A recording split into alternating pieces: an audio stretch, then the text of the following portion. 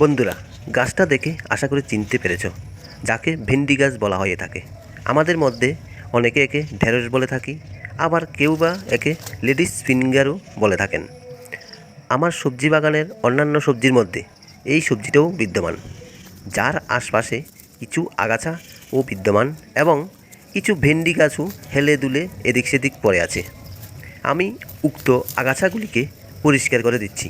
দেখো বন্ধুরা, পরিষ্কার করে দেওয়ার পর কিছু ডিএপি, সুপার ফসফেট, ইউরিয়া ও পটাশ সার দিয়ে হেলে দুলে থাকা গাছগুলিকে সোজা করিয়ে সবগুলিকে গোড়ায় মাটি দিয়ে দিচ্ছি এইভাবে।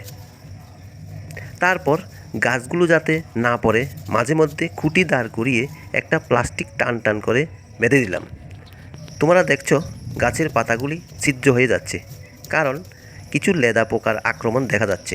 দেখে সঙ্গে সঙ্গে এই ব্ল্যাক ও প্রপেক্স সুপার নামক দুইটি লিকুইড ওষুধ একটু দিয়ে কিছুদিন পর দেখো বন্ধুরা, গাছের পজিশান এখন কতটুকু ডেভেলপড হয়েছে।